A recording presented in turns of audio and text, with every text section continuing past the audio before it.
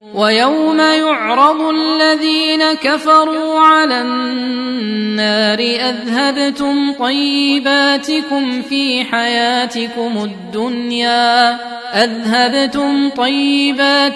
في حياتكم الدنيا واستمتعتم بها فاليوم تجزون عذاب الهون بما كنتم تستكبرون في الأرض بغير الحق وبما كنتم تفسقون.